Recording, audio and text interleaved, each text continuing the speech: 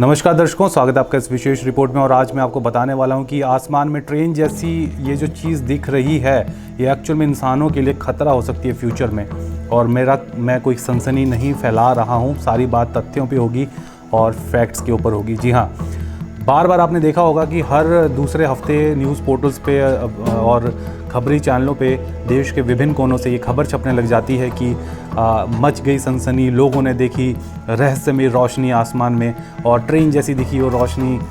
कोई लिखता है कि लोग लिखते हैं कि धूमकेतु है, कोई लिखता है कि दूसरी दुनिया के लोग, उनके स्पेस क्राफ्ट हैं ये, तो कोई कुछ इस प्रकार की अलग अलग खबरें आती रहती है। हालांकि बार बार ये खबरें भी, जो इसका ट्रुथ है कि ये स्टारलिंक सैटेलाइट से एलॉन मस्क के, ये भी बार बार आता रहता है। लेकिन फिर भी लोग जो हैं वो अपनी अपनी थ्योरियाँ बनाते रहते हैं और कई न्यूज़ पोर्टल भी बार बार इस खबर को रहस्यमयी तरीके से छापते रहते हैं। तो चलिए आज मैं आपको इसका आपको मैं बताता हूँ कि पूरा प्रोजेक्ट है क्या और क्यों ये खतरा हो सकता है इंसानों के लिए फ्यूचर में। इसके बेनिफिट्स क्या हैं, स्टारलिंक सैटेलाइट के बेनिफिट्स क्या हैं और अभी तक इस पे कितनी रिसर्च हो चुकी है। तो चलिए मैं शुरू करता हूँ। तो ऐसा है कि एलॉन मस्क, आप जानती हैं, दुनिया के सबसे अमीर शख्स ये इस वक्त हैं और दिमाग से काफ़ी तेज़ है, इंजीनियर रह चुके हैं। बचपन से जब छोटे थे तब से इनका दिमाग बहुत शार्प रहा है और बहुत अर्ली एज में इन्होंने इंटरनेट की दुनिया में कदम रख लिया था। उसके बाद ये कुछ ना कुछ इनोवेशन करते रहते हैं और इस इंसान की सबसे बड़ी, जिसको कहते हैं महत्वाकांक्षी योजना है, ये बोलते हैं, एलॉन भाई साहब बोलते हैं कि मैं मंगल ग्रह पे इंसानों को भेजूँगा और मंगल ग्रह पे बस्तियाँ बसाने का इनका प्लान है। साथ ही साथ इनकी कंपनी है टेस्ला, आपको पता ही है, वो इलेक्ट्रिकल कार जो होती हैं, बिजली से चलने वाली कारें और सेल्फ ड्राइव कारें, मतलब कि बिना ड्राइवर के भी वो चल सकती हैं, लेकिन ड्राइवर को होना ज़रूरी है, उस पर जो सेफ्टी फीचर है तो सीट पे बैठा होना ज़रूरी है। और काफ़ी सारी, अगर उस पर अलग से सीरीज़ बन जाएगी, पूरी अलग से एपिसोड बन जाएगा टेस्ला की कारों पर। लेकिन इतना है मोटा मोटा कि टेस्ला सौर ऊर्जा और बिजली से चलने वाले जो भी उपकरण हैं, या जैसे इनकी एक और कंपनी सोलर सिटी, तो उस तरीके की भी इनकी कंपनीज़ हैं जो इस क्षेत्र में काम करिए। स्पेस एक्स एलॉन मस्क की एक और कंपनी है जो स्पेस में सैटेलाइट भेजती हैं और इनको एक महारत हासिल है कि इन्होंने पहले रीयूजेबल रॉकेट्स बनाए। मतलब कि जो रॉकेट्स ऊपर जाएंगे, अभी तक क्या होता है कि जो भी हम सैटेलाइट छोड़ते हैं या एस्ट्रोनॉट्स जाते हैं अंतरिक्ष में, तो जिन रॉकेट्स में वो जाते हैं, वो रॉकेट्स का जो शेल होता है, वो जब उसका जितना भी ईंधन होता है, फ्यूल होता है, जब वो पूरा का पूरा खर्च हो जाता है तो वो अपने आप को डिटैच कर लेते हैं और वो समंदर में गिर जाते हैं। लेकिन इन्होंने, स्पेस एक्स ने ऐसे रीयूजेबल रॉकेट्स बनाए जो वापस धरती पे आके आप फिर से उनका यूज़ कर सकते हैं। तो ये बहुत सारी कॉस्ट कटिंग करते हैं इस तरीके से, और इसीलिए बड़ी बड़ी कंपनीज़ इनको अपने सैटेलाइट लॉन्च करने का ठेका भी दे रही है। इस प्रकार से एलॉन भाई साहब जो हैं वो अमीर पे अमीर होते जा रहे हैं। एलॉन मस्क पे मैं पूरी एक अलग से एपिसोड बना सकता हूँ क्योंकि इनकी लाइफ बड़ी इंटरेस्टिंग है और ये एक्चुअल में बड़ी इंटरेस्टिंग पर्सनैलिटी भी हैं और बहुत तेज़ तरार साइंटिफिक टेम्परामेंट रखते हैं। मैं आपको बताऊं कि एलॉन मस्क का एक प्लान है कि अगले 1 दशक में ये जो ट्रेन जिस तरीके की दिखती है आसमान में, इस तरीके के 42,000 सैटेलाइट ये अंतरिक्ष में पहुंचाने का लक्ष्य इन्होंने रखा है। और आप सोचिए, जब 42,000 इस प्रकार की ये जो ट्रेन अंतरिक्ष में ट्रेन से दिखती है आपको, इसमें तो गिनती के 8, 10 या 12 सैटेलाइट होते हैं, तो तभी ये इतना चमकती है और ऐसे इस तरीके से दिखती है। आप सोचिए 42,000 सैटेलाइट जब होंगे आसमान में तो कैसा वो नज़ारा होगा उस वक्त का। इसका काम क्या, मैं बताऊं कि इसका काम ये है कि ये जो सैटेलाइट्स हैं ये छोटे सैटेलाइट हैं और ये धरती की जो हमारी धरती है उससे ज़्यादा दूर की कक्षा में नहीं होंगे, ये बहुत ही पास की कक्षा में रोटेट करेंगे, इसलिए ये इनकी स्पीड ज़्यादा रखनी पड़ती है, इसलिए बार बार ये दिखते भी रहते हैं, पास हैं ये थोड़ा। इससे क्या होगा कि हाई स्पीड इंटरनेट मिलेगा।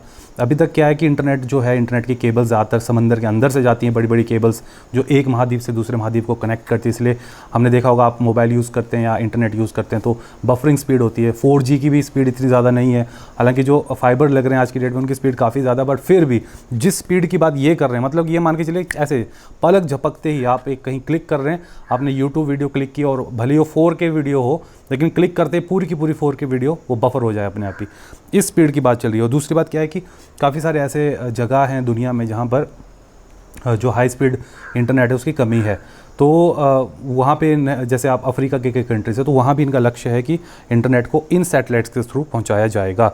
और मैं आपको बताऊँ, $1 ट्रिलियन की पूरी ये इकॉनमी है टेलीकम्युनिकेशन की। इसमें से ये कुछ हिस्सा चाह रहे हैं अपना भी कि भैया कुछ माल कमा लेंगे, और माल कितना कमाने का इनका लक्ष्य है, 30 से 50 बिलियन डॉलर कमा सकते हैं। यानी कि अगर भारतीय मुद्रा में करें तो 3 खरब 98 अरब, जो अभी इनके 5-6 सालों में जो प्रोजेक्ट होगा उसमें ये 3 अरब 98 खरब का लक्ष्य इन्होंने आप रखा हुआ है। आप सोचिए कितना पैसा है। और कहते हैं कि इस पैसे का इस्तेमाल ये स्टारलिंक जो ये 42,000 इन्होंने ऊपर पहुंचाने सैटेलाइट, और मार्स मिशन जो ये मंगल ग्रह पे चाहते हैं कि इंसानी बस्ती बसे, उस पे ये इसका पैसा खर्च कर सकते हैं। तो ये एलॉन मस्क का एक कह सकते हैं कि बहुत ही डेडली और शातिराना एक प्लान है अपने इन 3 मिशंस को फंड करने के लिए। तो मैं आपको बताऊं, इस साल अक्टूबर तक 700 सैटेलाइट, इस प्रकार के सैटेलाइट छोड़े जा चुके हैं, जो भारत में भी दिखते हैं। हिमाचल में वो देखने की घटनाएं अभी आई है 2-3 दिनों से, काफ़ी लोग उसके वीडियोज़ और फोटोज़ डाल रहे हैं। तो इस प्रकार के 700 सैटेलाइट्स ऊपर वो भेजे जा चुके हैं, जिनमें से 15-15, 20-20 की या 10-10 की जो है चेन होती है, और वही चेन आपको ऊपर दिखती है।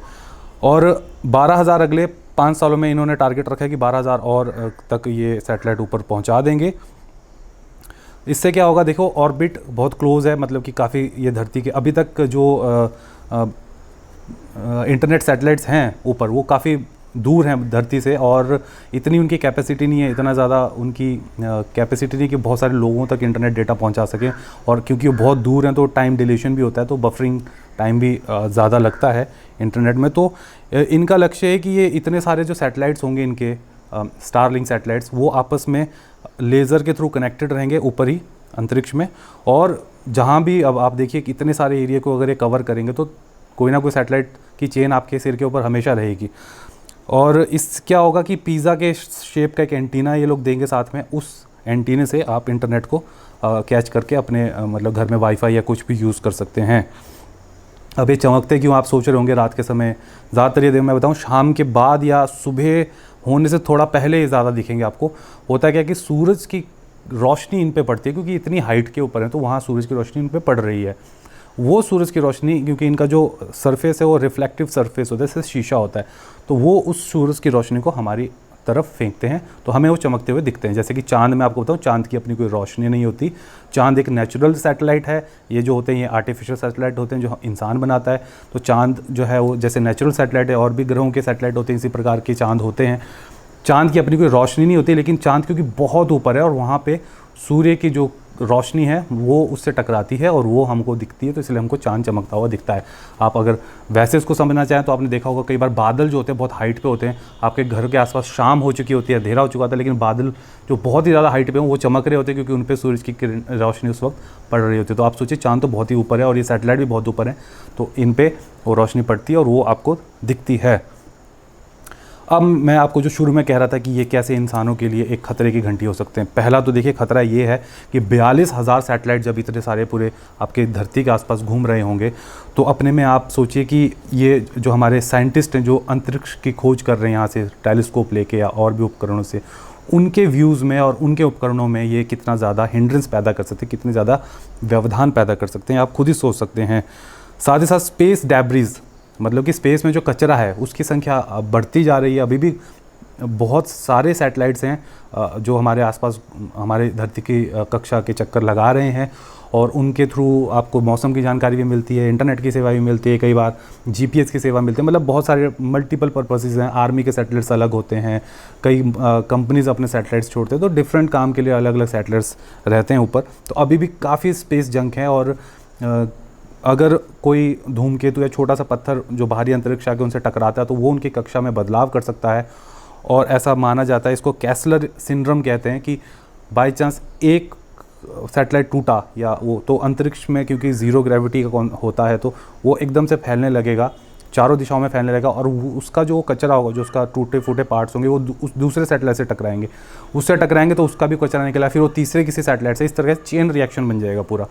और वो जो कचरा है पूरा का पूरा, वो जो इतने लोहे के जो भी एलिमेंट से वो बना है, जिनमें पदार्थों से बना, वो जब आएंगे हमारी कक्षा में, जब एटमॉस्फेयर में, हमारे पर्यावरण में घुसेंगे, तो आधे तो जल जाएंगे, छोटे मोटे पीस तो जल जाते हैं। आपने देखा होगा रात को कई बार एक, जिसे हम टूटता तारा कहते हैं, तो वो बाहरी अंतरिक्ष आयु धूल या पत्थर के कण होते हैं जो एकदम से जल जाते हैं फ्रिक्शन के कारण, घर्षण के कारण एटमॉस्फेयर के। लेकिन अगर वो बड़े साइज़ के हुए तो आप सोचिए आपके घरों के ऊपर गिर सकते हैं, इंसानों के ऊपर गिर सकते हैं, और इससे कई जानी नुकसान भी हो सकता है। ये फ्यूचर की 42,000 सैटेलाइट कम नहीं होते दर्शकों, मैं बताऊं तो ये एक आशंका कई एक्सपर्ट जता रहे हैं। हालांकि स्पेसएक्स ने, इलॉन मस्क की जो कंपनी, उसने ये कहा है कि वो डॉज कर सकते हैं किसी भी प्रकार का जो, अगर उनके ऊपर धूमकेतु छोटा मोटा अगर कुछ ऐसा आएगा। डॉज का मतलब है, आजकल आपने देखा होगा ड्रोन कैमराज ऐसे आए हैं, अगर वो किसी पेड़ से टकराने लगते हैं, उनके रास्ते में कुछ आता है तो अपने आप ही वो अपनी जगह बदल लेते हैं। तो ऐसा इनका मानना है, ये इनका जवाब है।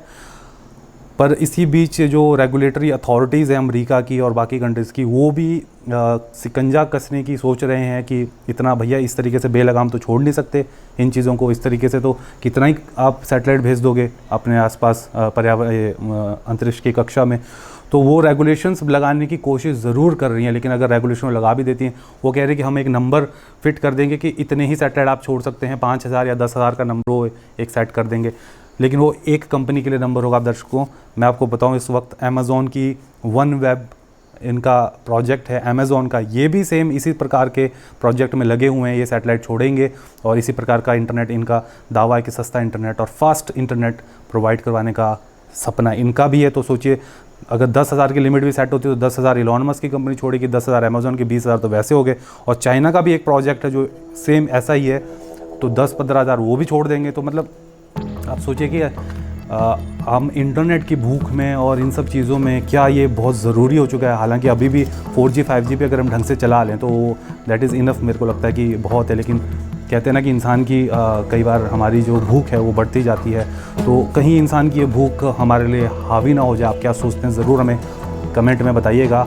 और ये वीडियो आपको कैसा लगा ये भी हमें बताइएगा। तो मोटा मोटा सार यही है कि जो ये रोशनी आपको दिखती है, इनके पीछे बहुत बड़ी कहानी है। स्टारलिंक सैटेलाइट जो प्रोजेक्ट है उसका ये पार्ट है। स्टारलिंक सैटेलाइट्स जो हैं वो अंतरिक्ष के ज़रिए, अंतरिक्ष में जो ये घूम रहे हैं, इनके ज़रिए इंटरनेट, हाई स्पीड इंटरनेट दुनिया के कोने कोने में पहुंचाने का इनका प्लान है। इलॉन मस्क की कंपनी है।